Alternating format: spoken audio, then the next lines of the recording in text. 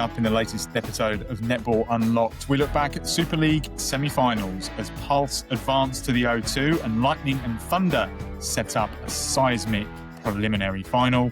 We hear from Elmeré van der Berg, Nicola Smith, Suzie Liverseidge, Zara Everitt, Liv Tchine and Nat Panagarry in another bumper episode. So let's get stuck in. Hello and welcome along. I don't know whether to say it like this, though. We've only got 2 games left after the weekend. How was your netball weekend? It was big, Paul, because I decided to make the trek up to Manchester. And I start to wonder if I carry a bit of a travel curse, to be honest with you. But as soon as I got on the train, it was an hour late leaving London Euston. And I actually missed the first half. You did, because I texted you, didn't I? And you were like, I'm 55 minutes away. It was a bit devastated, but you got to do what you can for the cause. So I did actually get to the Bellevue, and funnily enough, they'd introduced these little 7-minute, these breaks at the 7-minute point because, Paul, it was inferno in there. I can totally see why they did that, but it bought me a bit of extra time. So I got in just as the third quarter started, and what an evening! What an evening of netball. So yeah, hot, but big netball Friday night. How was yours in the Copper Box? Yeah, so our loyal listeners will be delighted to know that your faithful correspondents here were dispatched to 2 sides of the country. I was at the Copper Box. You were obviously up at Bellevue. 2 very different semi-finals, and we'll get into all of that in due course. And as we mentioned in the intro, we were fortunate enough to speak to both camps. You'll sense the jubilation from the winners, but also the sort of, I suppose, disappointment from the losers. Obviously for Mavs, maybe far more telling than for Lightning, who get a second go at it. Just to be clear, Pulse are through to the grand final. They were excellent in what was a brilliant game. I think I described it to most people as not the most technically brilliant netball match we've seen this season, but the sense of jeopardy that was in it, the seesaw nature of the contest. I thought as excellent as Pulse were to come back, Lightning were fantastic to start the game, were so clean, were so clinical. And yeah, just a really good fun. The crowd was disappointing, and I've seen that sort of chatted about on socials. I don't know what the crowd was like at Bellevue. Chloe, was it good enough? They're always pretty decent up there.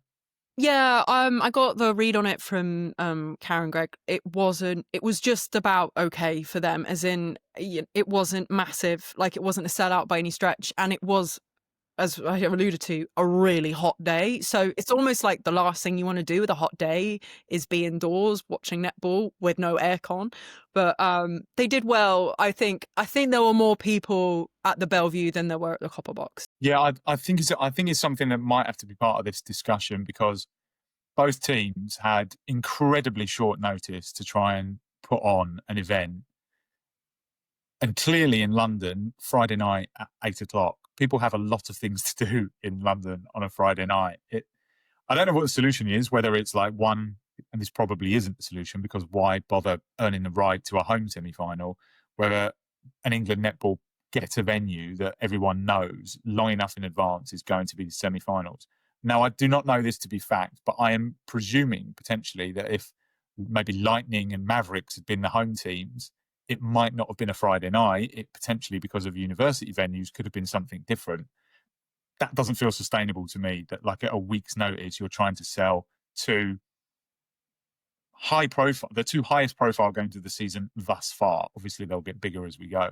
But it felt to me that is something that needs addressing, because I don't think it's fair in the first instance. I don't think it's fair to have to try and turn around a less than a week's worth of ticket sales to both, whoever the home teams are. It could have been the same if it was Lightning and Mavericks. This is not exclusive to one team or 2 teams. But those who were in there in Copper Box made an incredible noise. I think the Lightning guys, they fired it all up at one point to start with, then got drowned out. Just a fabulous sporting occasion. I spent most of last week deep in WNBA chaos with Caitlin Clark, Sophie Cunningham, Indiana Fever, fantastic stuff. And I think that was the only thing that was missing from our Netball Friday night, was some sort of violence. It felt like that at one point. But brilliant weekend of netball, and a great game. Like I say, it was super dramatic. there was so much to kind of think about and try and write a report about, which I had to do. I actually, when I got home and the house was cool, I did watch it again to just kind of pick my way through some of the key moments that I thought. But yeah, look, loads of semi-final stuff to get into, but we've got quite a bit of news to get stuck into as well, Chloe, as well. So let's, should we start with that? And I think just casually dropped a little bit after our epic episode was the news of a brand new plan for the Netball World Cup. Yeah, I thought this was massive. Just sort of snuck through in. Well, actually, if we're being honest, there was the first ahead of that, the cup and plate announcement for the World Cup. That kind of came through. I don't think we addressed that because we had stuff to do last week. We had didn't we? 2.5 hours of netball preview work to do. Absolutely. But the yes, so a bunch of announcement. The top line, I think, is World Cup every 2 years from 2027 onwards.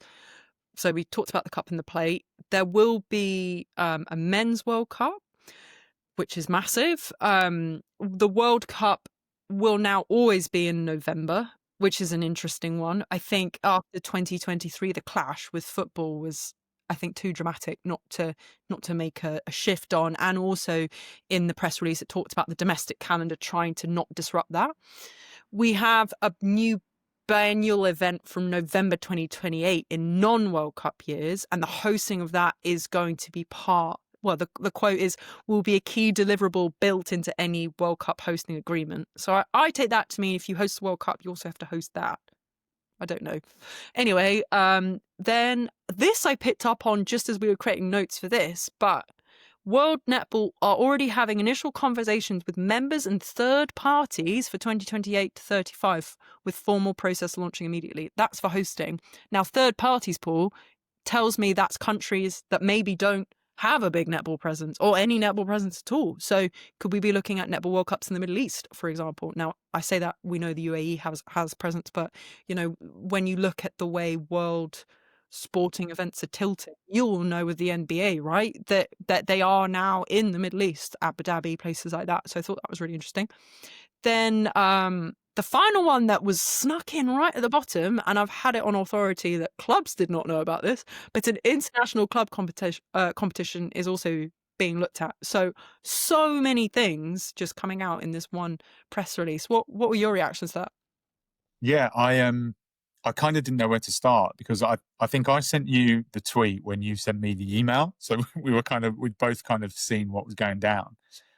I think there are three things for me. I think your point about the third parties is interesting because I wonder if that's more than just countries as well, and what sort of vested interests might want to get involved in the hosting of a World Cup and how that looks, both from a sort of format point of view and both from a women's sport point of view. I know the sort of men's angle of it has been mentioned, but kind of your point about the Middle East is an interesting one because we know that obviously the UAE Cup took place out there, and I know from sort of school bits and bobs and friends of friends in netball that a lot of schools head out to Dubai and Dubai College and places like that. So again, whether there's that sort of element to it, my fear for something like that would be like an attendance. I think if you saw the stuff in Cape Town and we were in Liverpool as well, like that was a big part of those experiences. And I wonder if you get buy-in. We've seen high profile cricket World Cup matches poorly attended sort of in that part of the world. We're guessing here, right? This is just summation. I think the second part of it for me that was super interesting was the second tournament that takes place, because I think we would all nominally say the Commonwealth Games is that tournament. The Commonwealth has obviously had issues, and we don't always know if we're going to have a Commonwealth Games even as early as sort of 2 years, 1 year out from the games. Maybe this addresses that from netball's point of view, and maybe just safeguards them having another high profile tournament. And the third part, I think, is something that I've thought about for a while, like the international club competition is like something that I think everyone would quite like to see. Quite how that would look would be very, very interesting.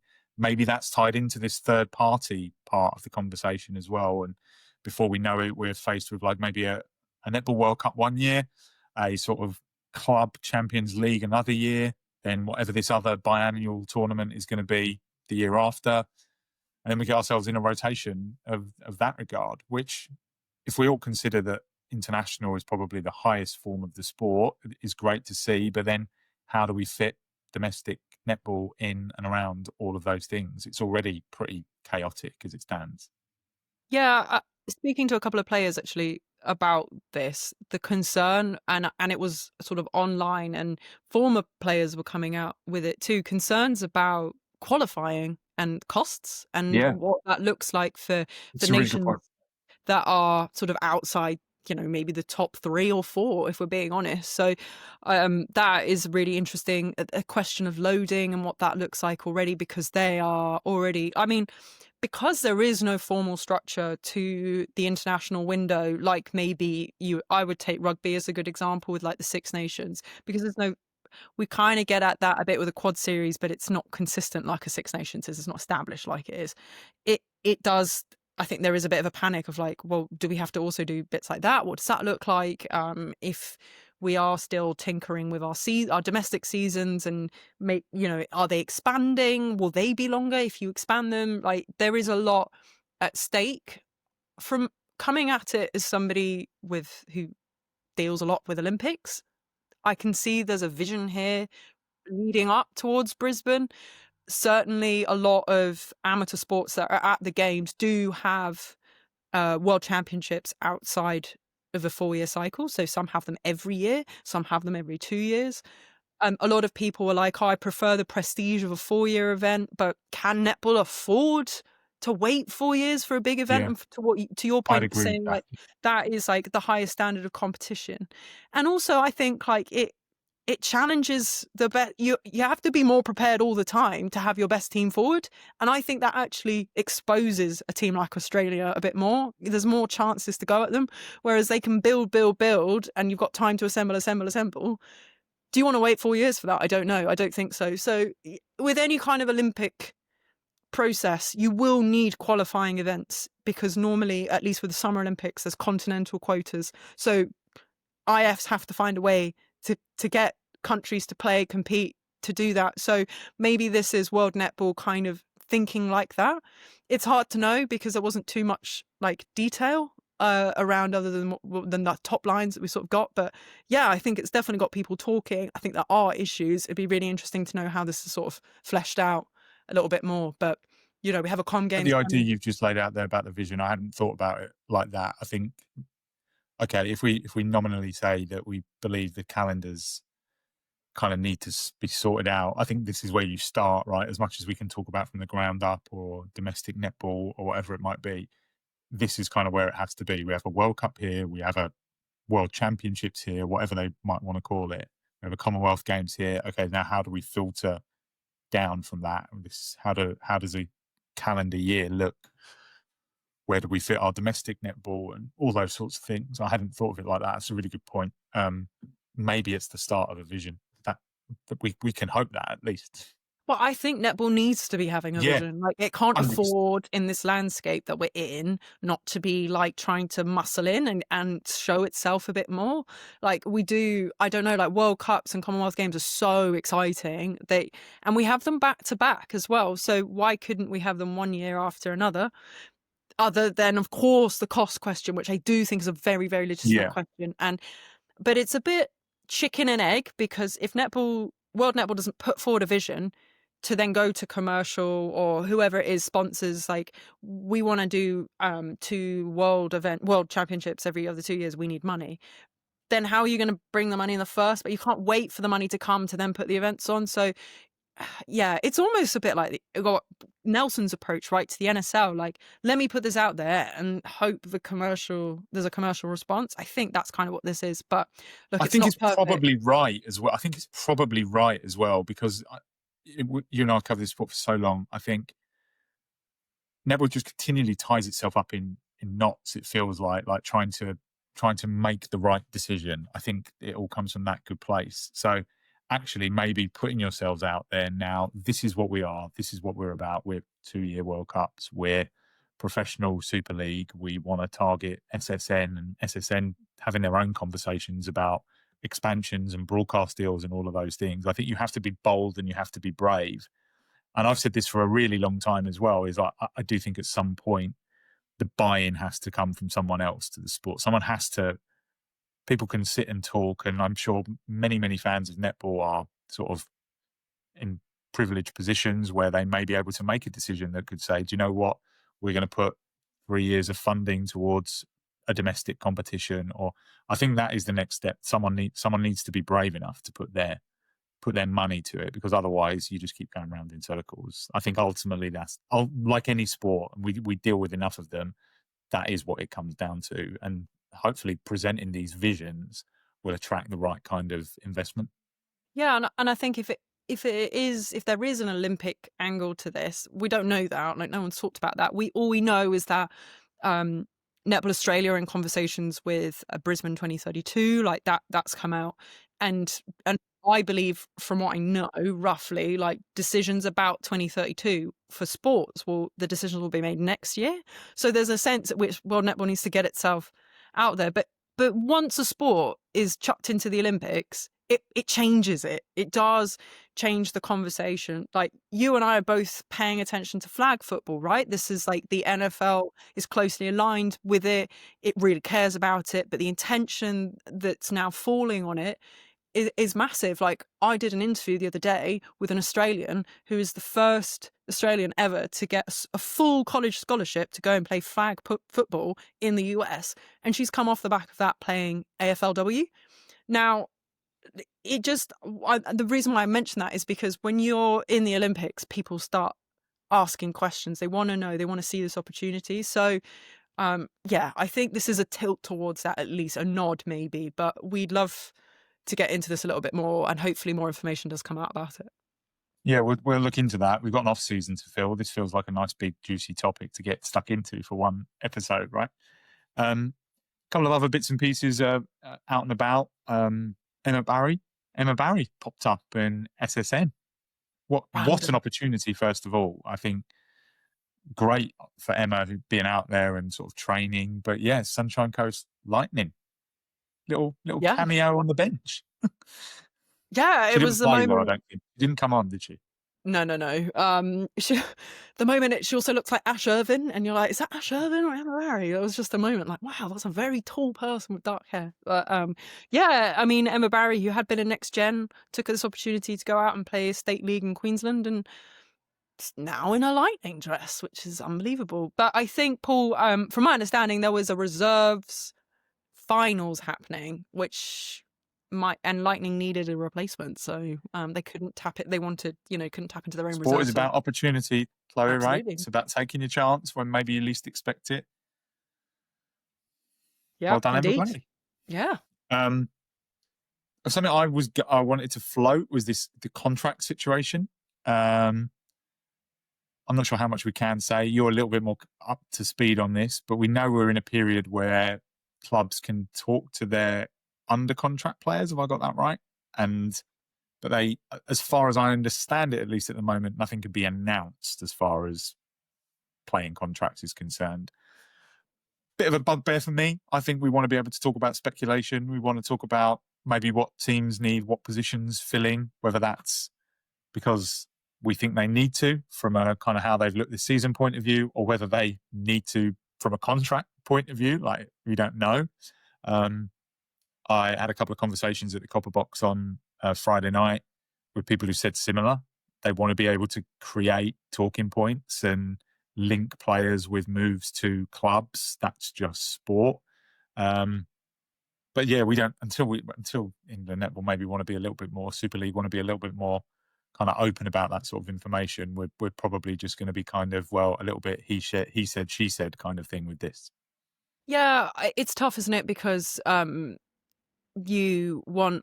always think of the NBA and how things pop off, and contract length, so you have a sense of jeopardy for somebody, or why they might be making a move, or who might be interested in them, and I think that kind of information could be made available publicly for sure. Like, why not? But it feels every season there's a dissatisfaction about how clubs or the league wants to do announcements. I don't think we've ever landed on like when, how, in what order, in what way, when can we expect them. There's an argument, I think, from a comms perspective of like, we've got clubs now that are not doing anything. Why can't we start kind of unpicking that in between these? We know we're up 3 weeks of like big games, but in the middle, let's keep a conversation going. Let's get a dialogue going. But then also I understand, SSN is going on. Those, conversations may be starting to happen. They need to know what's going on if they're interested in some of our players. And then there's obviously the window problem. And then we know NSL doesn't start up back again until next year. So, do we not want to spread it out? So it's just tough. But I'm with you. I think more transparency, a little bit more, like, is a good thing. I think that's, as storytellers, that's what we want, right? But I don't see any reason why, like, if you have a player who you have agreed terms with on another 1 year or 2 year, 3 year, 5 year, whatever it might be, that information could be public now. I cannot see a legitimate reason why, if you've agreed a contract with a player, it could be any team, not talking about those who are still in the Final Four or those who are already out. If you have got player under contract and agreed and signed, then you could, if you want to release that information tomorrow morning, it would give us a couple of extra bits to fill in the talking points, wouldn't it? Like, I'm serious. It just feels to me like that everyone wants to ask the question. Nobody can really answer the question, and we kind of sit around, and to your point, we'll end up with some sort of half-baked announcement period that sort of doesn't quite feel like it's doing anything. And I get that there are possibilities that players may head to Australia or New Zealand or South Africa or wherever, and vice versa, come in this way. But I feel like if you've done your work properly and well and quickly, and you've got a player under contract, then announce the news, celebrate the news. Maybe we should ask listeners what they would prefer and come back to this, because I think it's an interesting talking point. Like, what is it that you would like to know? Yeah, how would you? Yeah, that's a good one. And here is the clip, right? How do you want a signing window to look? I suppose. How do you want teams to go about their business? To me, I just think they should be allowed to go about their business like professional clubs and make their announcements when they've been efficient enough to get the players under contract. I think it's as simple as that to me, but let's see. I spend most of my day on Spot Rack looking at NFL and NBA contracts, so it's like, which is the most transparent thing in the world. Yeah, and it's popping off, isn't it? Yeah, it is, yeah. Free agency next week in the NBA, at least. Draft tomorrow night. And that's it, isn't it? Like, we come off the finals and it's bang, bang, bang. Yeah. Like, it's so choreographed. And that's, something. Any other business? Next Gen champs. Next Gen champs. We mentioned this a couple of weeks ago that it was looking like it was going to be very, very close. It was really, really close. There was a real possibility that Team Bath could have won it, which would have been quite poetic after everything that had gone on. But Loughborough Lightning, champions, they won the league. I think I put something out on socials a couple of weeks ago as well that said to me it felt like it would have been a great opportunity to sort of really highlight the Next Gen League, and whether it would have been the Copper Box or Bellevue, which ended up being the two semi-finals venues, I felt like it would have been a good thing. And this is, again, logistically, it's so difficult to do, to just have two semi-finals in that one place, for example. Like, even if it had been Bath versus Pulse and Lightning versus Thunder, I know, like, ideally you'd want them playing in a venue where they could support, but I feel like you'd want to give them a showcase. But in the end, it was a straight league format, and Lightning won a very, very, very competitive league. And I'd like to get into that with sort of maybe some of the players who played in it all year and kind of get a bit of a sense of a feel for what it was. I think I've said to you a few times, I've caught a few games at the Copper Box. I've spoken to a couple of the Pulse players. I've spoken to a couple of I think it was Forest players who, when they were down there. And it's pretty interesting. And I think we've had enough conversations over the season to think, okay, what is this and what's it going to be? We've been fortunate enough to speak to players who've played in it and coaches who've coached in it, ex-players who've been involved in it a little bit. So yeah, quite where that goes next season is probably another question. There's a lot to consider for next season, right? Yeah, Paul, we have to get on with this season night first. I'm glad you said that, because I'm like, we've got 20 minutes in and we haven't spoken about semi-finals. Yeah, we are good wafflers, and On brand. Yeah. that is highly. In fairness, we did have a couple of minutes worth of. It was quite a good semi-finals weekend. Where should we start? Should we start in London or should we start in Manchester? Start in Manchester. Start in Manchester. Thunder, big winners. Very big winners. Huge winners. I caught up on it over the weekend. You were there. Let's give you top lines. What were your takeaways? I was there for half of it. You were there. Sorry, you were there. I cannot emphasize enough how hot it was. Is the first thing I would say. No, I think that was really important to the feel of it. And when you're playing that, and you've got this. So they introduced these breaks with 7 minutes to sort of give players a chance to rehydrate. Coaches weren't allowed to confer with players, and that was sort of monitored. So that was quite interesting to see that. But it did sort of prolong almost the agony in the end for Mavericks. But listen, Thunder had a bite at Mavericks, and then they went back, and then they looked at it, and they did the post-mortem, and they were like, how can we completely destroy this the second time? And they did, in a really, really clinical way. The big thing for me, and I think you noticed this as well, 5 different shooters on. Yeah, that's crazy. The Mavericks. We've said several times on this podcast, like, that's been a bit of a tough thing for Mavericks because the super shot has been their weapon. They've used it. When you look at the table without the super shot, they're nowhere near top 4, but that's not the way that it is. So park your hypotheticals, Chloe. But it was really exposed in this game, and Thunder did that deliberately, I think. Like, it was just you'll hear that in our interview with Nicola Smith. She sort of suggests what they practice in training for defense. They absolutely went out and executed to the fullest. Suzie Liverseidge as well in our interview talked about how it just wasn't good enough, the attack for her. It was really frustrating. We saw, and I think from Thunder, like, lots of different rotations. I think that was deliberate from Karen Gregg to try and give everyone a break, because the nature of that game with the heat, you're going to feel it for a couple of days, and they don't have time for players to feel it. And also big injury worries always. So, like, let's give everybody some time off. I think the only 2 players that didn't play the whole game were Elmeré and Amy Carter. And I did feel for Elmeré because she did 3 quarters at shooter and then goal attack for the last one. That's kind of the wrong way around almost. But Lois Pearson came back on court for longer. I think it was about 30 minutes. Another breath of fresh air, looking lethal still. Had the better of Gemma O'Donoghue this time quite clearly. But it was the speed and the depth that the Thunder were working with. It was just pulling Mavericks apart and into pieces. So super clinical. Karen Gregg was really pleased with it. What did you make of it when you watched it? Yeah, I think it's a really good summary. I watched the first quarter and a half, I think, on my phone, because I got to the cobble box early. I came from work, so before I was getting myself set up, I kind of watched about a quarter and a half, and like all the things that you've just mentioned there, I think were evident pretty early. Thunder started fast, did their job so well.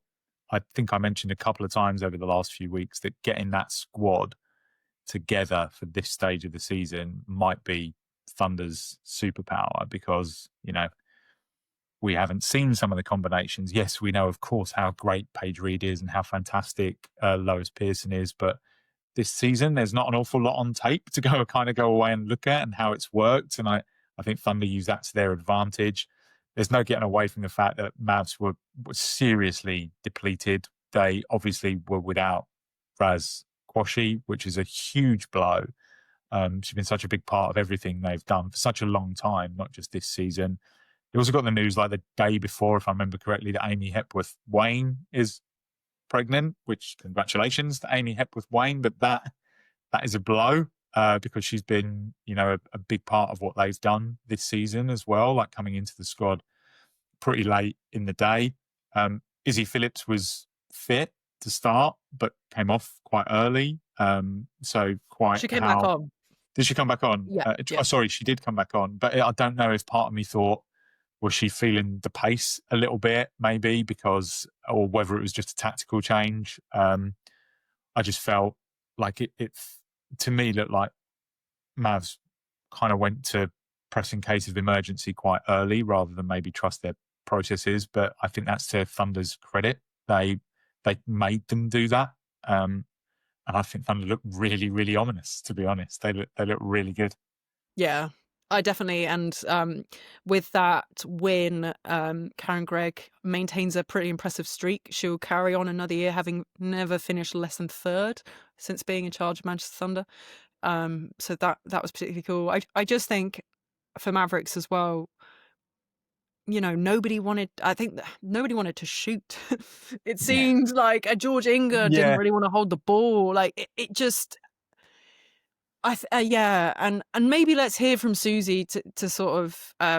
She played centre as well, didn't she? She ended up moving back to and we centre, talk about that as well in the chat, because she got chucked on there again, and how she's enjoying that matchup against Amy Carter. But here it is in Suzie's words.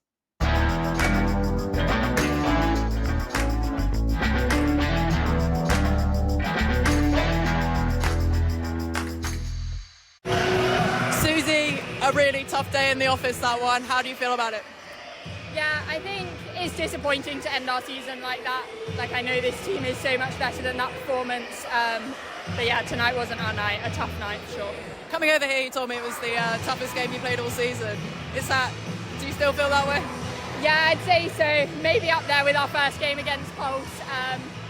I think it was a culmination of different factors. Obviously, that's not our squad that we started the season with, so that's one thing. But also, we don't shy away with particularly in our attacking end. That just wasn't good enough. I do think that's maybe been forgotten, is how many squad members you've ended up having. When you knew that Raz was out, when you knew that Amy was going to be away, like, how did you regroup after that in light of this game against Thunder? Yeah, I think we did go in with the belief that we could do it. We had nothing to lose, and I think the pressure was on Thunder. But all credit to them, like, they're a class act, and they played really well tonight. And you've been in at centre. I've been quite enjoying you there. How have you been finding it? Yeah, it's definitely still a bit new, something I haven't done for a while, but I've been enjoying it. Yeah, slightly learning on the job, but it's good to get a run out. And 2 games against Amy Carter, back-to-back at centre, that's not too bad. Yeah, a bit of a baptism of fire. I guess in one sense it kind of suits me because she's more of a defensive centre, so as an attacking player, that's probably a better game for me at centre. But yeah, lots to learn. And I guess, Suzie, this squad has been through so much. I mean, you really, to get to the top 4 after what happened is quite amazing. What will you do now to kind of regather before you get into the off-season? Yeah, I think my body needs a bit of a rest, so yeah, short reflection, I'm sure, as a squad, and then we'll all just get in some holidays and some rest for me heading into some futures camps. Oh, I feel like I can ask you a cheeky question now. Who are you tipping for Pulse Lightning, which is about underway now? I think as an ex-Loughborough player, I'd back them in finals. I think every final series I played with that squad, they stepped it up a level, and they really bring kind of a different factor to those finals, so I'd back them tonight. Because you, of course, are a Super League champion, aren't you? Yeah, a couple of years ago now, but yeah. Thank you so much. Thank you.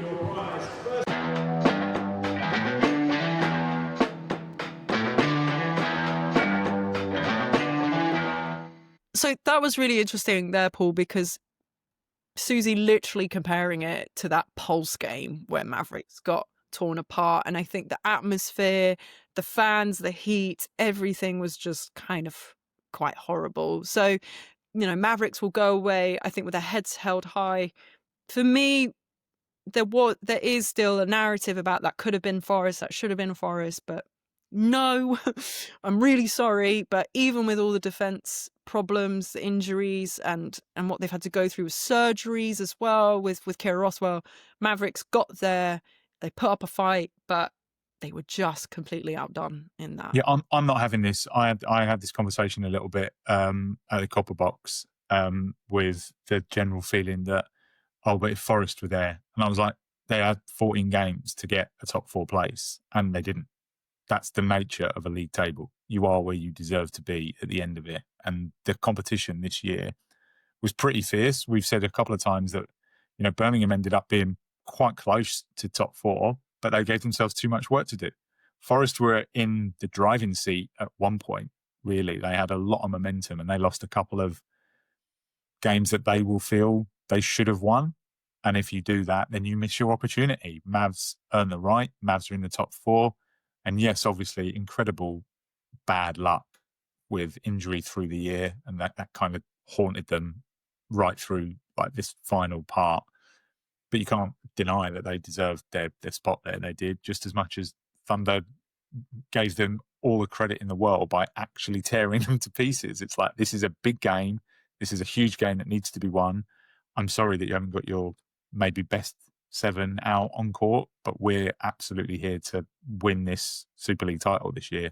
And that's exactly the statement that Thunder made. I think also to your point, Paul, now that we know what we know about Razia Kwashi, Forest had 2 games to where they just needed to win, and Lightning Mavericks needed a bonus point, and they had Lightning Thunder. They were never going to get that bonus point. Yeah. What we know now, so really, because like they were never going to have their starting goalkeeper, who we recognise and acknowledge was really pivotal. So actually, it really was Forest's to take, and they didn't do it. So they didn't do it. Yeah. I just really want to, underline that. And no, I agree. I agree with you. I think it's perfectly fair. I think that I hate that in sport. I used to work really closely with Rod Studd, darts commentator, as I think I mentioned a few times, and he was like, there is no substitute for a league table. You are where everyone is, where they deserve to be at any given point. But it literally is as simple as that. And 4th place got Mavericks into a semi-final, which they've lost, and it's Thunder who advanced. And they were happy about it, right? Yes, they were.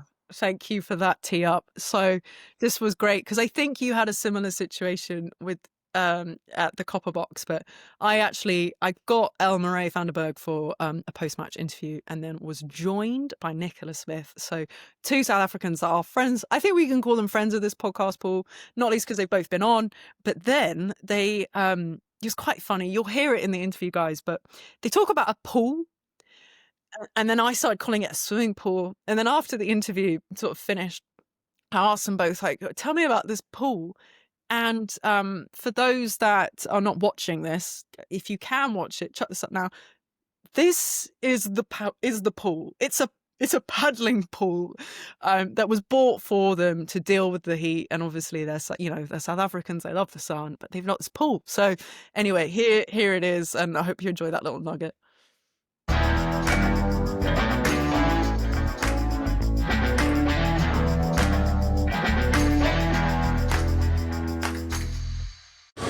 Hello, Elmeré. Hello, Chloe, how are you? Very good. I mean, 30-goal win in a minor semi-final. That's pretty amazing, isn't it? Yeah, it felt great being on court and taking that lead early on in the game. But it was still a tough game. I don't think the score reflects how the game went. You now have Lois Pearson on court with you. I feel like since I've seen her on, you've been smiling a little bit more. Is that the case? Are you happy to have her back? It's nice having Lois back on court. I think we just understand each other in the circle and on wing attack. And I just think the game flows very well when she's on court as well. She's not afraid to put the ball in the circle. Are you pleased with your performance tonight? Is it what you wanted to put out? Yes, I think so. Because I think you have a couple of deflections and an intercept to your name, eh? I think I actually had 2 intercepts, but then they blew me for offside. But it was a great game. And I guess going forwards now, you're now into the next week. We're about to find out who your preferred, who the other finalist is going to be. Who would you prefer out of Pulse or Lightning? Honestly, I don't really care. I think either one will be a very tough game going out next weekend. I just think we really need to be critical next week and this week going into the game on the weekend to be able to execute everything that we've learned through the season and to be able to take that win. And will you be watching that game?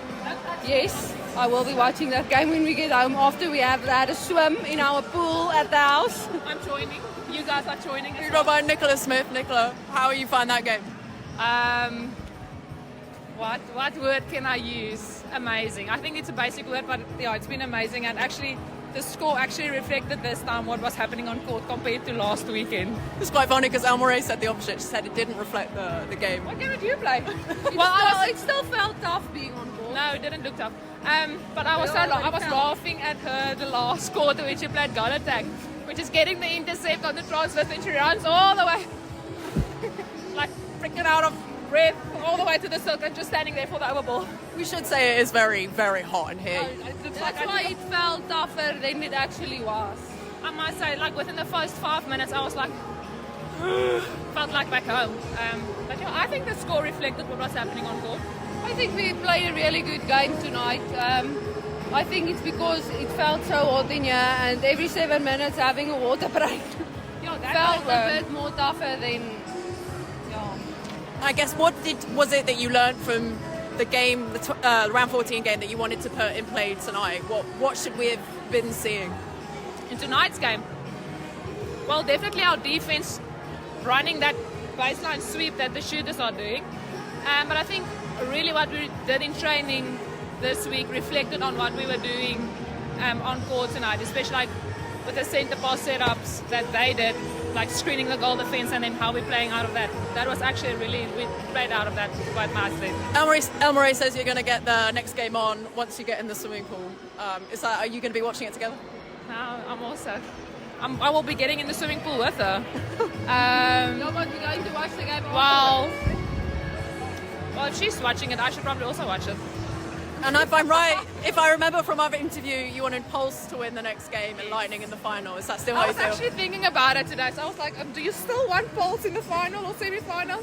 Yeah, I think I still want Pulse in the semis next weekend and then Loughborough finals. Well, thank you both for joining me. Courtside.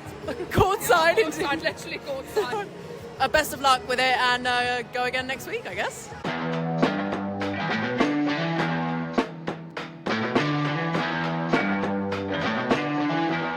That's very much what we're bringing to the table in this year of podcasts. Fun and this games. sort of insight into two superstars and how they like to watch their netball when they can. But it's just funny, isn't it, how you can have two players that experience a game very differently.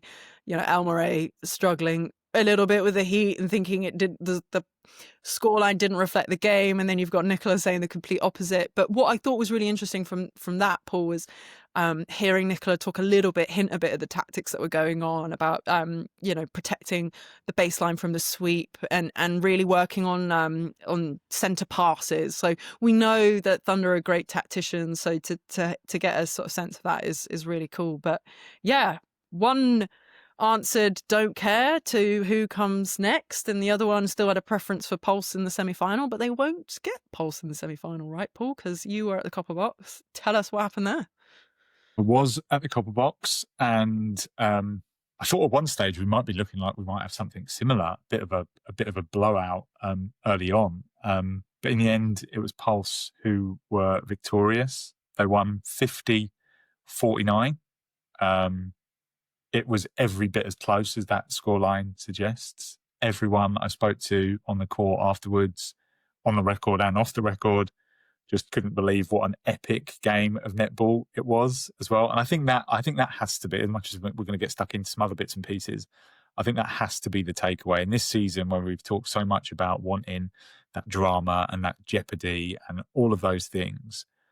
There was so much of it on display in that game, from like Lightning's brilliant start to sort of Pulse, maybe kind of, I don't know, looked a little bit rabbit in the headlights to start with, but they found their way back into the game in the second quarter. But then kind of Lightning refound themselves, got strong again. And then the third quarter was obviously where the game significantly changed, and there was just a growing swell. And it felt like that in the arena.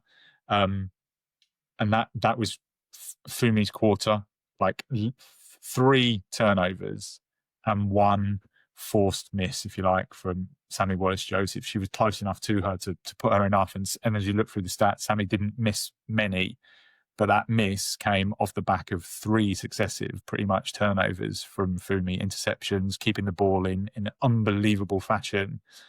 And that was like a run that really Lightning couldn't get back. No one really pulled away from there on after. It was pretty close.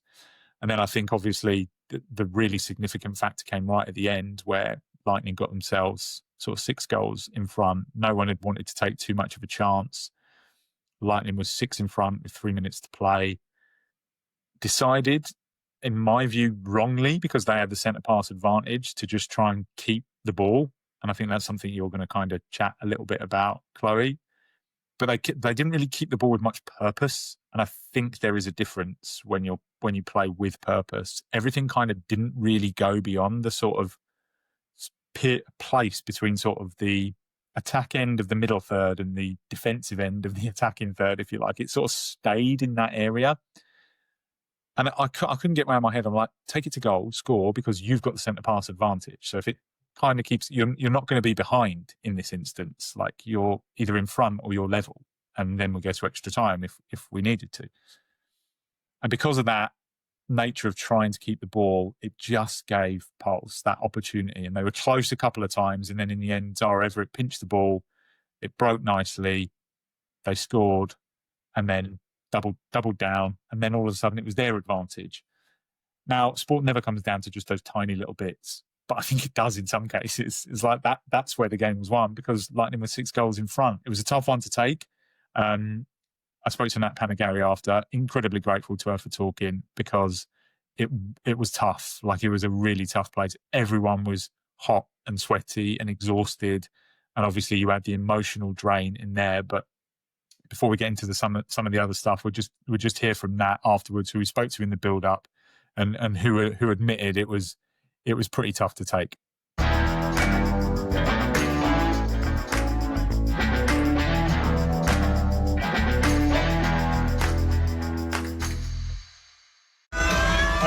Nat, epic game, first of all, but a tough one to take. Yeah, a tough one to take. I feel like we had kind of a bit of control in that kind of last 3 to 4 minutes, but unfortunately not meant to be there. So I think an epic game of netball though, and hopefully lots of people enjoyed watching that today. It felt like for quite a lot of the game you were in the ascendancy and you had control. Can you kind of put your finger on what went, not wrong, but what went alright? I just think, I think that patience we started to do, I think the start of the third quarter wasn't good enough, where we came out of the blocks and that and gave them a bit of confidence. So we need to address that, how we come out in that third quarter. But then still lots to work with, isn't there? We can always get better, and fingers crossed we've got another week to crack it in. I was going to say, you got a second chance, if you like, and that's the value of the hard work put in this season. Another chance. Yes, another chance now to go. I think give us a bit of a time to soak this in. Then train next week, you've got to move on quick, and that's what it's all about, isn't it? New tactics now, different style of play. They're going to come up against Manchester Thunder, I assume. I don't know the result, but I'm assuming that's the way it's landed. So obviously we've met them twice before this season, so we'll go away, do our homework. You've got to go again. And back at home as well, so that's a nice chance for we saw the value of the home crowd. Yeah, exactly, the value of the home crowd, something familiar. It's always going to be hard coming here today. This crowd's absolutely epic, and I absolutely love playing here. But back at home, get the fans behind us, and fingers crossed get that win. Thanks, Nat. Thank you. Yeah, Thunder won by 30.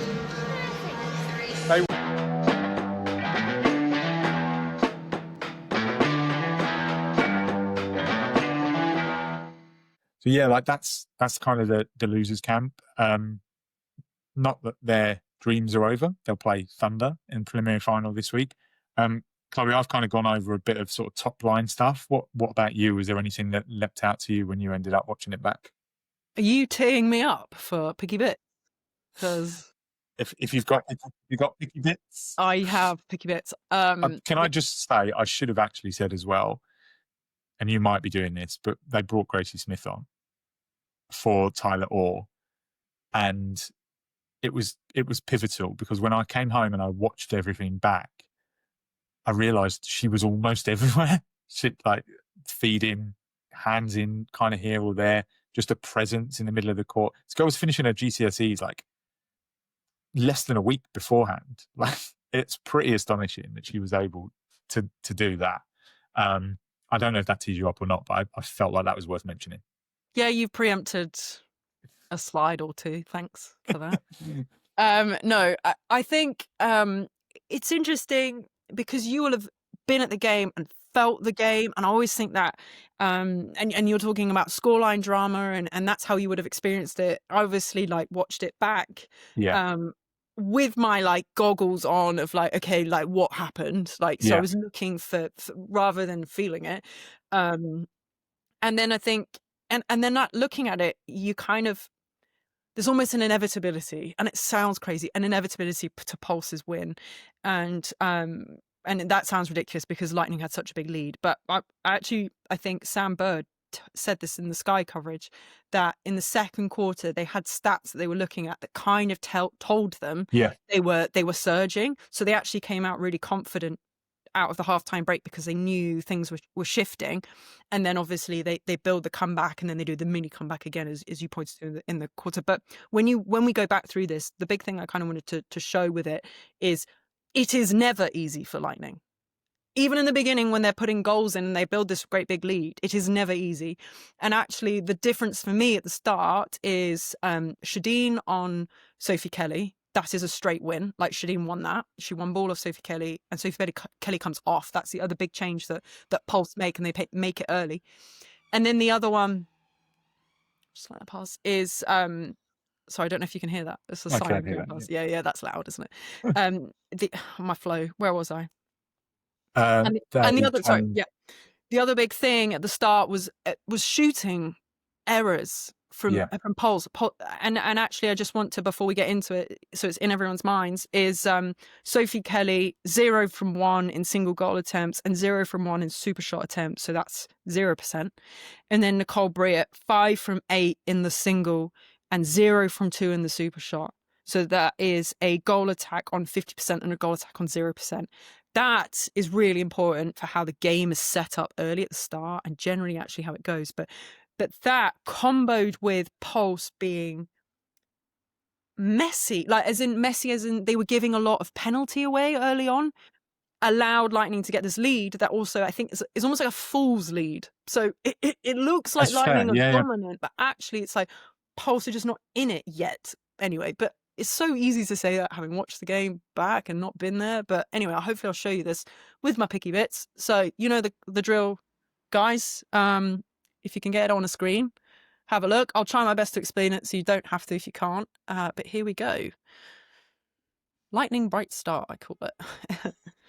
Okay. So you can see everything, right? Everything's cool. Yeah, I can see it. Yeah. Okay.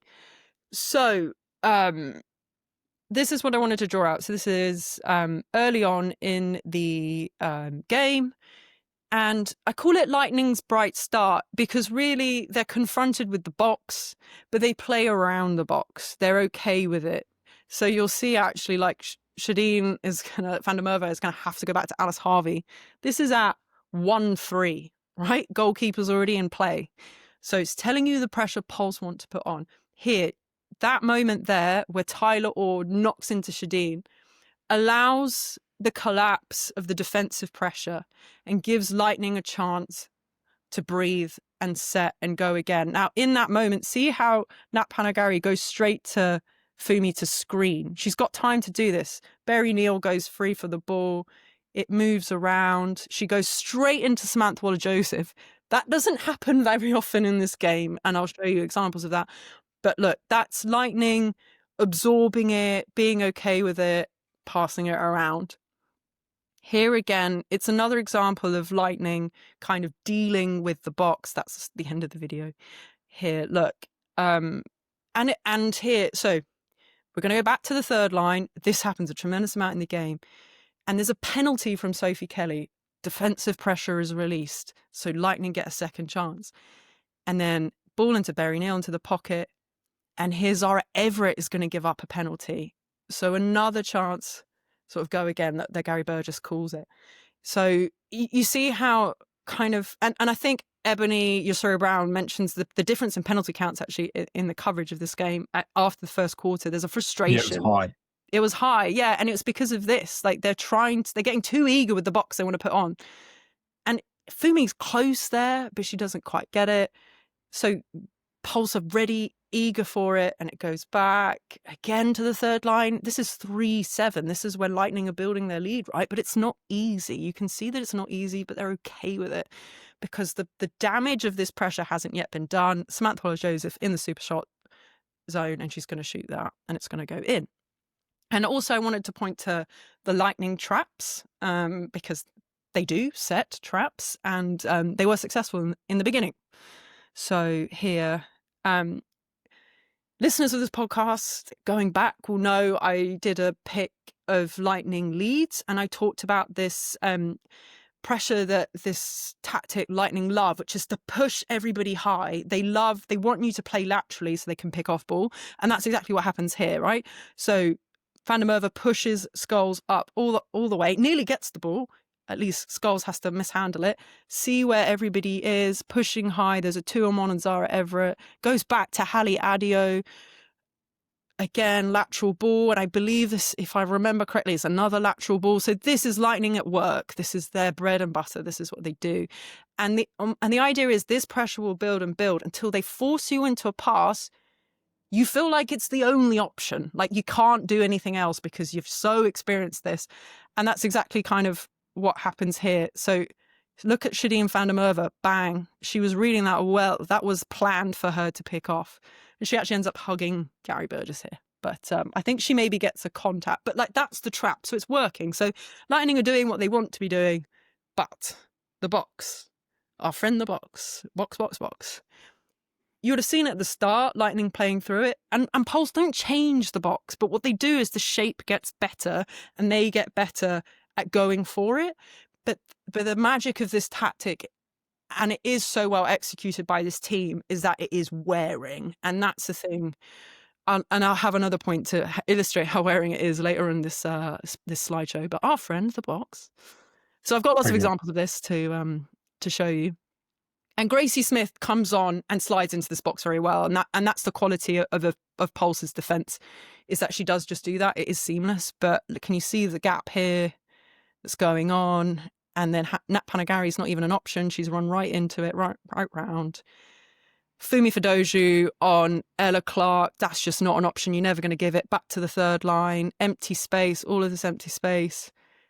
And eventually what happens here, look, Hannah Joseph panicking. It's a 3-second ball. That's at 17:27. So the second quarter. This is when Pulse are getting their foot back into this game. It's the box is starting to work.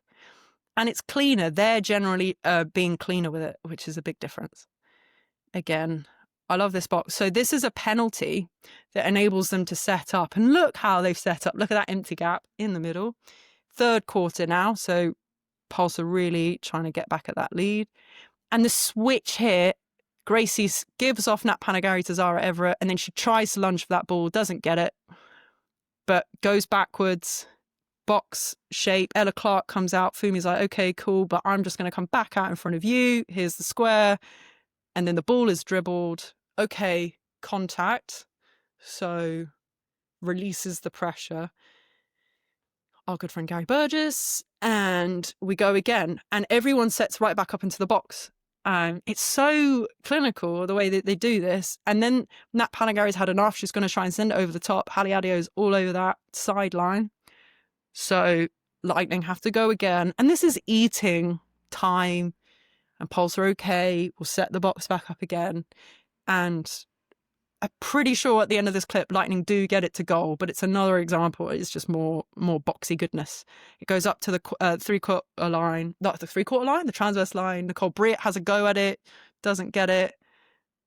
But yeah, that's immense pressure, Paul, isn't it? Like, yeah, that is intense. It's I think as well, like, just very quickly, having shown all of this, like it does take you back to the very first play of the game where Pulse forced a held ball off the opening sort of centre pass. And yeah, I suppose when you kind of put it all back in context, and I'm really glad as well you brought up the nature of me being there and feeling it and you actually watching it in a slightly different way, because I think that's such an important part of which is precisely why when I wanted to write the report, I went back and watched it again. Yeah. And I was like, right, okay, this is why that happened. And that it's a good job we weren't doing it on the whistle, hey, because yeah. But I kind of think that's sport as well sometimes, isn't it? Because what I'm seeing and what you're illustrating so brilliantly is exactly what I kind of felt. Like I said, there felt like there was a swell at certain times. And actually, whilst it was obvious, or it felt obvious in the third quarter, as you've mentioned, the building blocks were kind of there. Yeah. Yeah, they just weren't executing it. At both ends of the court, there's the penalties, the defense end, and then the clinical shot in attack just enables Lightning to actually kind of eke ahead, like get a foot in the game, which just obviously makes the loss a bit more devastating. But here's another example of the box. And I believe Yeah, but this one I picked out because actually you see the attackers setting up this box early. And so look, Gracie, Liz, Nicole all know their job. They're involved in this as well. And this empty vacuum in the middle of the court, I believe Alice Harvey in this clip is going to get twice involved. And this will be something Thunder will be looking at, because the other thing that really struck me about this game was quite how much Shadeen van der Merwe handled the ball. She was involved in so much. She had to be, because they needed that release point. So Thunder will be watching that and going, okay, how can we keep her head turning? How do we keep her busy? But look, back again to Alice Harvey from Beth Cobden. Nicole Brea is all over Shadeen, trying to keep her busy. And then as it moves, well, it's not, I'm going to say as it moves, look, this horrible cross-court over 3 channels ball to Alice Harvey. So 3 times Harvey's involved in this. And everybody knows what they're doing. So they're constantly moving back, moving the shape across. And then Nat Panagarry goes for the long ball, because that's what the box does for you. And as you pointed out, Fumi Fidoja is on the other end of it. And it's a great intercept from her. Another great example. And then I'm going to point to the other thing that was great in this game. But why I picked this one, is a centre pass defence is also involved in the setup of the box. So you see a 2-on-1 there. This is so Zara and Gracie working together to ensure that the ball doesn't go off the first phase very easily.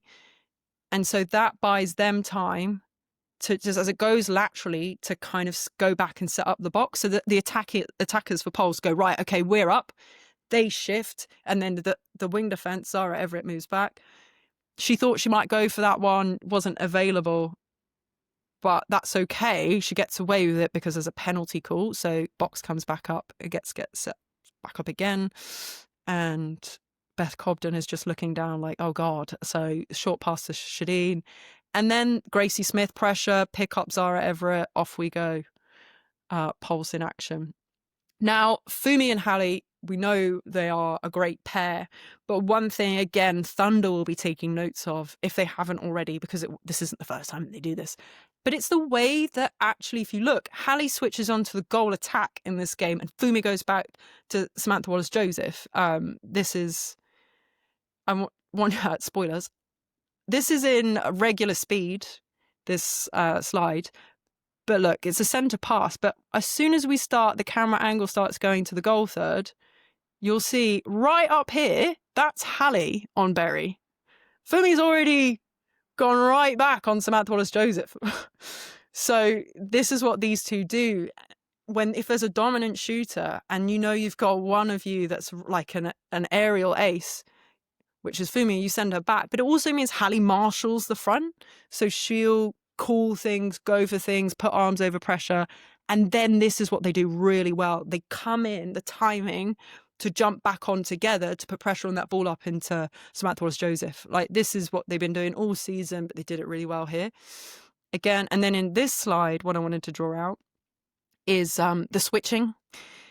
And also here, I believe this is my example of, this is where Lightning also gives you an insight into them. So Sammy Wallace-Joseph, Paul, I don't know if you noticed, didn't come out the circle maybe more than 4 or 5 times. And that was to Lightning's detriment, because they didn't have this release to deal with the box.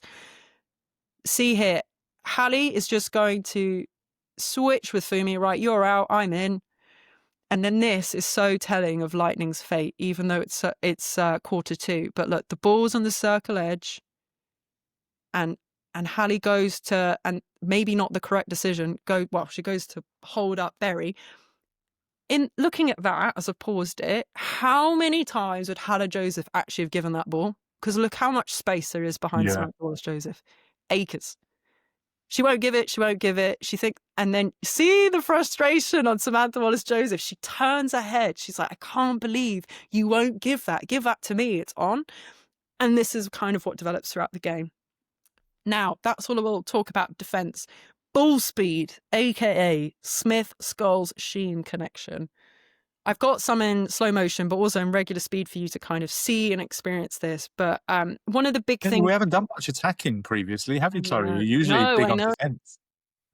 So defence is easier to kind of point. But this one is really crucial. Liz Scholes never gives up going long ball into Liv Tchine. And that's really important to how the game unfolds, because the first slide here is Liz. If it plays. Why won't you play? Come back here. Okay, it's playing. Right. Centre pass. Liz Scholes gets the ball. No? Yes. Yeet. All the way in. It's not clean. It's not pretty. Liv ends up with the ball. In it goes. Right. So that connection is on. We're in the second quarter. She's not given up on it, even though they're down. Now, this one here is Liz. So this is regular speed. Liz and Liv, right? Liz in, fakes it. Tchine runs out. Liz catches it, circle edge. 1, 2, 3, over the top, bang. So quick, isn't it? Like, that Absolutely, is just dominant. Now here, it's another one in regular speed, but I wanted this one to show you the fearlessness of Gracie Smith in giving the ball as a centre. Now, this is really important because that when you talk about her impact, you were absolutely spot on. In defence, she's playing a role, sticks an arm in, she's really tall, but she's not afraid to give the ball quickly as well, which is why even if the goal attack isn't shooting, these Liz and Gracie step up and they're just happy to pass to each other quickly. And it's that 1 second netball is so lethal against Lightning, because as I'll show you why in another slide, why it's important against Lightning specifically. But they haven't got time to set up. So Gracie gives the centre down to Nicole. Nicole sees Gracie, great cart into the backspace, nearly a fly, bang, straight into Liv. Do you see how quick that was? Just straight into Liv without hesitating. She knows that Alice has come out on a fly, turns her body, release. Amazing. And because physically she can stand up to Alice Harvey, because she's tall for her age. And now we're back into slow-mo. Now this one is it's more about the connections than necessarily the speed. But Nicole gives to Gracie. That is quite a quick release, albeit this is slowed down. Gracie sights Liz. Liz straight back to Fumi. It's the transverse line. And then back to Gracie. And then Gracie's already looking in. She's looking in, to be fair to her. She's like, okay, can I get it in? No. Transverse line, back to Gracie. Beth Cobden's way out of play. And then Liz gives it straight to Liv. Can't find it. Bit of a dodgy pass, but Gracie takes it and then just goes, look at the situation. All right, fine. Bang. Give that. And that's at 38 all. So this is... I was going to point out the scoreline. You know I like a scoreline. But that ability to trust when you need to do it most, I think, was just give it. Really evident. Yeah, I mean, like, what's she got to lose, right? Well, the game, but, you know, like, when you compare that to what I showed you with the Samantha Wallace-Joseph hesitation, that's why this result feels inevitable when you watch it back. Here's another one. So the reason I put this in is the quick ball speed not only helps in attack, getting the ball into the circle, but it's what you need to deal with Lightning. So you'll see here the 1, 2, 3 Lightning pressing high. Now the way to get over a press is to send the ball as far as you can over the top of it. So look, it goes back to Fumi. So Pulsar initially struggling with it, goes back to Hallie to give Fumi another bite. And then it's Nicole, look, quick, straight away. She just sees it and she's like, nope, let me send it down. Into Liz, unsurprisingly, in the pocket, and Liz is going to think about it, not on, and then Nicole's like, right, I'll play it in. Into Liv, who's in a shooting position, but why not pass it off? And it's that kind of play that you need to get over Lightning. So something, again, Thunder will be looking at and being like, right, okay. Now, the other side of this game that's really important is, and I got my lovely husband, my assistant, to help me with this bit. But I said to Ryan, can you time how long a Lightning centre pass takes to get to goal or to a turnover, as in the ball, they lose the ball? And this is quite shocking. So quarter 3, 8 seconds, then turnover Everitt. 17 seconds, turnover Everitt. Won it back, but over 2 minutes to then score. 85 seconds to score. There is a warning to Alicia Scholes that does hold up that time, but 34 seconds to turnover for Mifadoju. 35 seconds to score. 30 seconds. So that's quarter 3. It's And that's long. And then if you look at quarter 4, you've got examples of 54 seconds to score, 64 seconds to score. And then that horrible, horrible turnover from Beth Cobden where she literally just doesn't catch the ball. And that error is really costly as well. That was a costly moment, Yeah, and 37 seconds to turnover, which I think is the Zara Everitt one, potentially you were talking about. But the average here, you're looking somewhere between 13, 40 seconds for Loughborough Lightning to get to goal. Like, that is not where you have a tall holding shooter. You have a tall holding shooter to get the ball down quickly. And you've spoken as well on this podcast, Paul, about Lightning's kind of identity being like, can we just outscore our opposition a little bit? They will completely deny the opportunity to do that in this game. So, yes, an interesting one. But, lots. Yeah. Well, you're clapping. I thought you were rubbing your hands. No, I was clapping. Yes, very cool. Very cool game. But yes, you can see it's a whole court performance in the end. Part of me wondered as well when I watched it back, if like the introduction of Nicole also just gave Liv a little bit more clarity in her role. I think one thing that had been super successful for Pulse over the last few weeks was that change that gave them a dual threat, like as an attacking option. But I think Liv is quite capable of carrying the load herself. And I think Nicole just gave an extra body a little bit further up the court, and whether that helped in terms of defence, but also just freed Liv up to kind of be the big, tall shooter up there, the target that Liz was able to sight quite comfortably and Gracie was able to sight because there wasn't a whole lot going on in the circle. Do you understand what I mean? I just wonder if just taking an extra player out of play just a little bit made enough of a difference for Pulse to kind of do what you've just illustrated there, and that was kind of get the ball in pretty swiftly and play effectively. And also the Fumi Halley axis is such a good one. They trust each other so much, and that's what comes with partnerships, right? And I think as we progress through this now, I think that's what we see, and to see Pulse effectively break down some of what Lightning have done well, and maybe ultimately, that attacking end is very new look, and maybe that ultimately just left them a little bit short in that game. That doesn't mean they can't come back, and there was not a lot in it. Pulse did still only win by 1. The two teams might still meet again, depending on what happens this weekend. But I think I've always said, like, what is Lightning's plan B? I think at times we've maybe asked what is Pulse's plan B, and I think we've seen that a little bit now over the last few weeks. They have got different ways of playing, certainly as an attacking force, but we'll see how it transpires. Very interesting. Shall we hear from the celebrations? I was trying to track down first of all Hallie and Liv to speak to, but they were both pulled away for a couple of other interviews. So I eventually found Zara. So I was having a good chat with Zara Everitt. And then Liv came running past and realised, oh yes, I was supposed to talk to you, wasn't I? So just as me and Zara are getting involved in the conversation as to quite why the game spun, Liv turned up, and it pretty much turned into a celebration of Gracie Smith as well. So always privileged. Never underestimate that privilege of being in and around a live event when something monumental has happened. And as disappointed as Nat Panagarry was, the elation for sort of Zara and Liv is clearly there to see, but also very much a case of still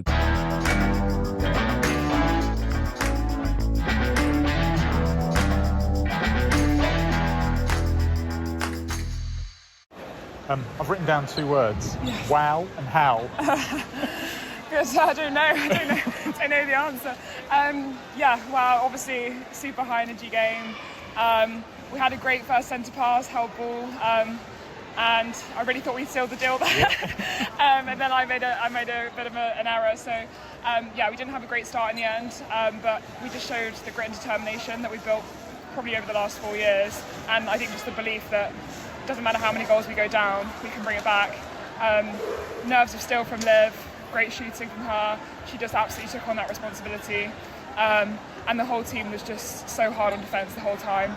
I turned to Fumi with 5 minutes left to go, and I was like, I'd rather play hard for 5 minutes now than play again next week, so let's just get the job done. There was so much to take out of it. Like, I feel like you probably all need a bit of time to digest it, but could you kind of put your finger on what was going wrong early? Because it just couldn't kind of get going, really. Yeah, I mean, Loughborough put on a really good zonal defence. They had people running hard on ball, but then also people flying out from the back. Like Shadeen, we know that she's going to run hard on list. She's a quick player, and they managed to come through with ball just by running through us. I feel like they put on really strong physical pressure, and that is going to cause a bit of hesitation, but ultimately we have the maturity to play out of it, to recognise what we need to change, and that's what we did. And that third quarter was epic. That started it, and then it looked like maybe a couple of mistakes in the final quarter. There was, I mean, I don't know which bit to pick out, but you guys just kind of found a way. Yeah, absolutely. You can join in. Do you want to join in? Join in. Hi guys, it's Liv. We're trying to figure out what happened in the last quarter. What happened in the final quarter? How did you find a way? I said to Zara, I wrote down 2 words: wow and how.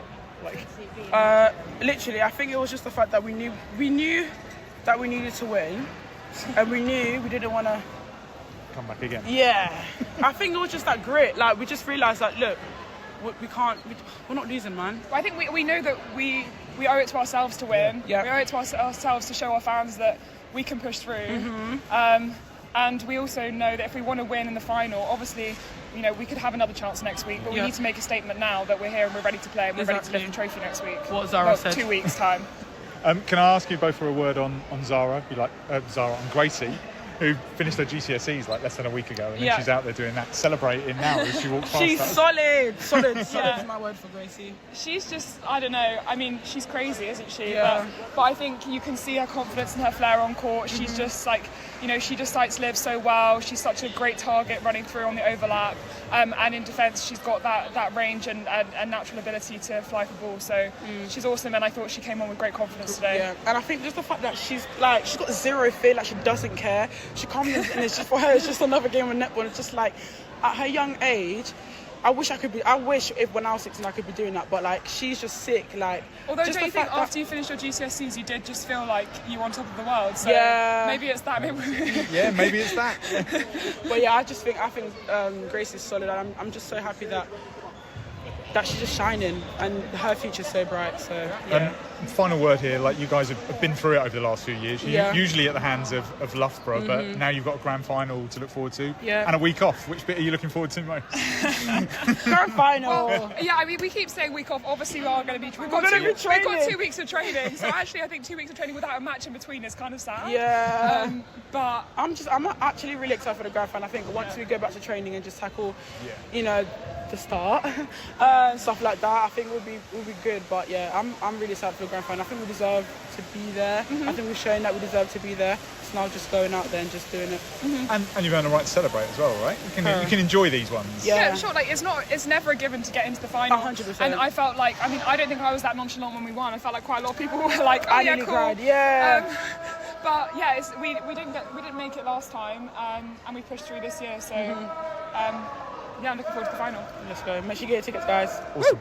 See you later. Thank you. Thank you both very much. Thank you.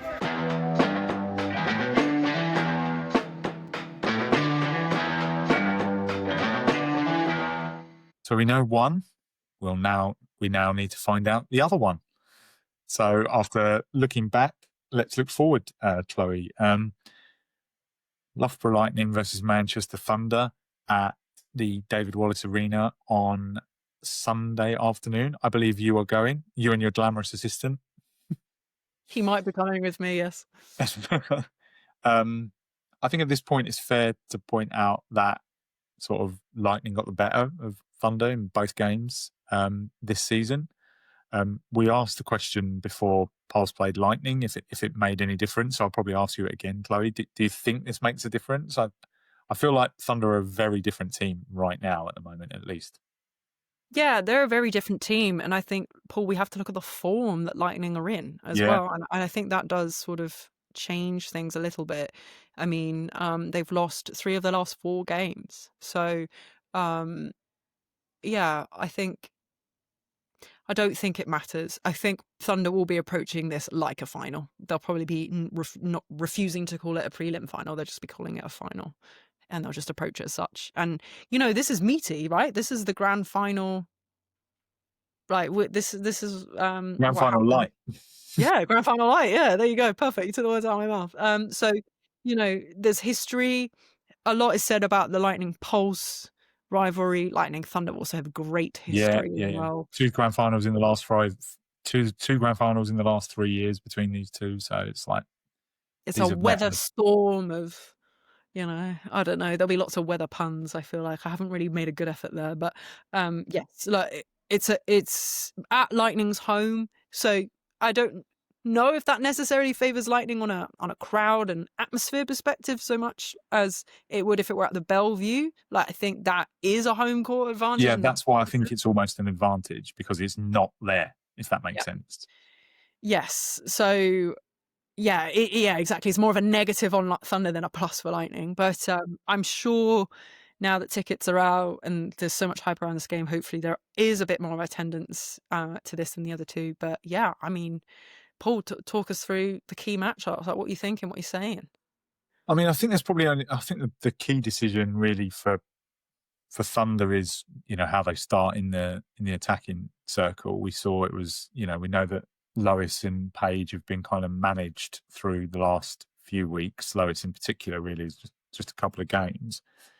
I think if we maybe expect Lois to start at goal attack and Elmeré at goal shooter, then I feel like how Elmeré matches up against Alice Harvey is pretty pivotal to setting a platform. You know, we spoke a little bit about how Pulse changed.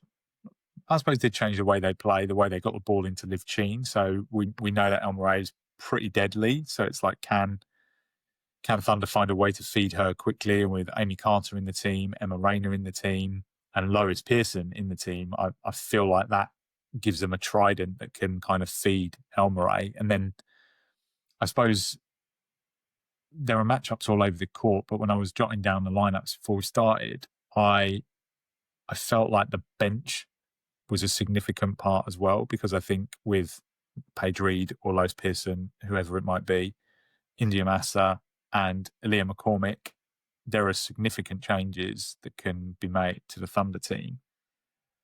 Lightning brought on Ella Clark, who was not very effective against Pulse. Bella Bayliss and Jodie Gibson didn't come on at all. I don't know if that means anything in particular for that game, but they were chasing a lot and they didn't make changes to kind of affect it. Thunder are never afraid to make changes, and that's because I feel like they've got a 10, but it feels like with the options that sort of Lois and Aaliyah now give you, and Nick Smith can move back to goalkeeper, it feels like they've got a 13 or a 14, and that I think could prove vital in what is usually a pretty close game, even though the scorelines end up pulling out a little bit. I think broadly there's never much between the teams, and as you've mentioned, there's very clearly a bit of a rivalry there. Yeah, completely agree with what you're saying. I do think Lois will probably start a goal attack. That would be my feeling as well. I have a memory of going to Sir David's last season for Thunder Lightning and recall seeing Lois cross the transverse line, release into Elmeré, and that happened multiple times. And it's that quick ball speed that we saw, that I spoke about with Pulse, that Thunder I'm sure will be looking at, like quick 1 to 2 second netball. It'd be interesting because Lois and Pearson and the whole Thunder team, right? Shadeen Fandamerva used to be a teammate. So, you know, not people Shadeen will be unfamiliar with, but a lot of Lightning's success is hinged on her goal defense performance, it feels like. And as you said, if Jodie Gibson is not coming on, and I don't know if you asked the question, I presume not from what you're saying, why she didn't come on, if there's a bigger picture thing, presumably not, but she, you know, maybe too close to call. Maybe they felt like the game was still in the bag. I don't know, because like you said, close very much happened in the last moments of the game. But yeah, I don't know if Bella Bayliss feels like a player that's going to come on in this game. So that does take a player out. Whereas Karen Gregg, we saw her put India Massa on against Mavericks. Will she also do that against Lightning? I don't know. I don't think so. I think she made the most out of rotating her, as I said, because of the conditions of the game and what was coming. I think Elmeré, in theory, wins on Alice Harvey. Yeah, for me, the question is down the other end with Samantha Wallace-Joseph, because she is accurate. there is no question that she's going to score. Whereas with Pulse, there was a question mark, right? Like it wasn't so accurate. So there was opportunity to win ball there. You're not going to win ball of Lightning down on a rebound. Very, very rare that happens. So it's going to be the work that's down the front. Josie Huckle has been playing incredibly well. She got player of the match. Season, yeah.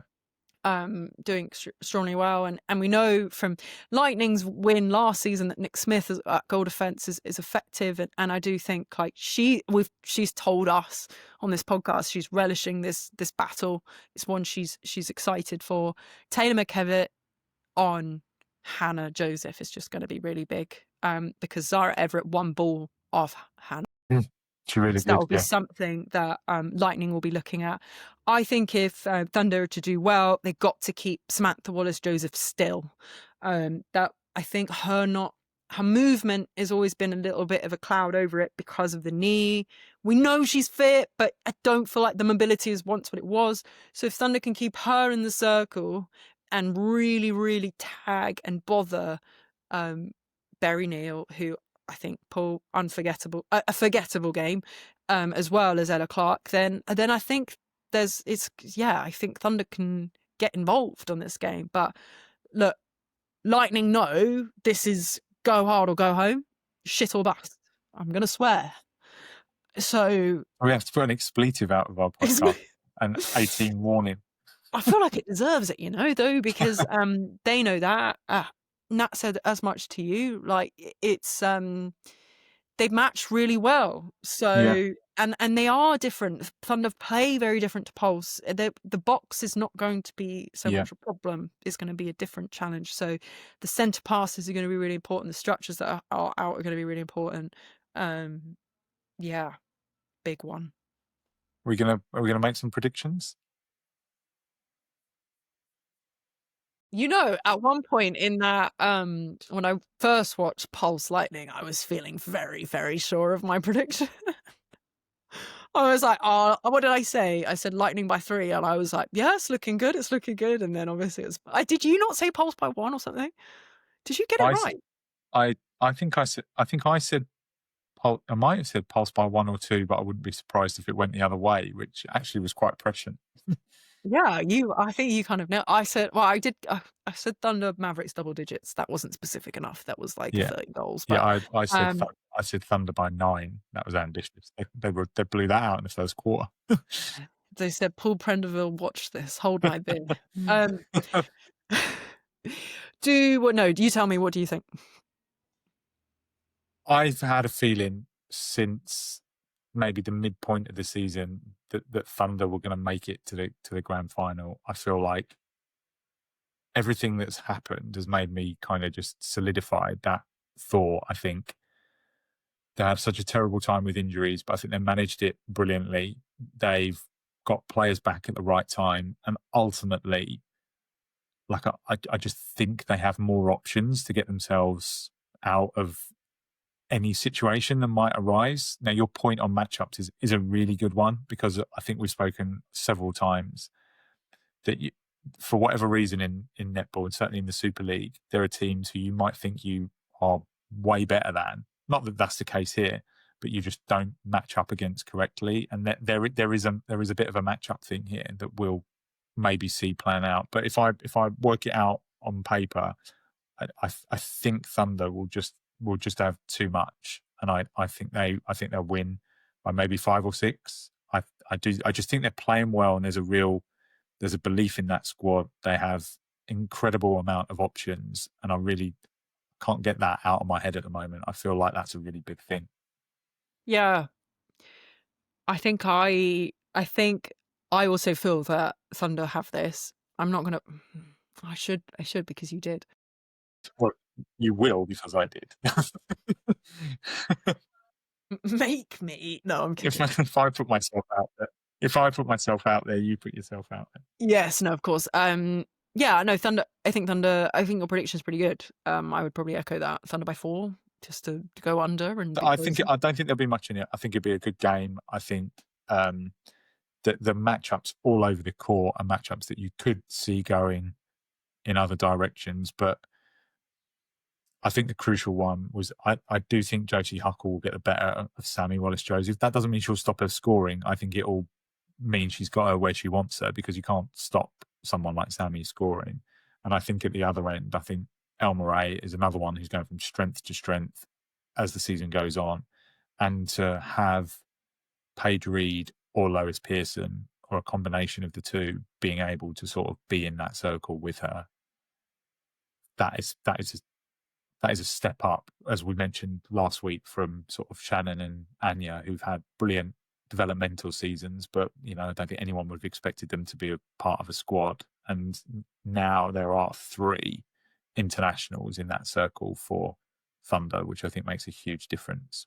But if Lightning can get Berry Neal firing, and she's been a little bit hit and miss probably this season, and I think she'd probably admit that herself, if they can get her firing and just add something to their circle, because I don't think she added much against Pulse, and I think Pulse were able to take advantage of that as the game wore on.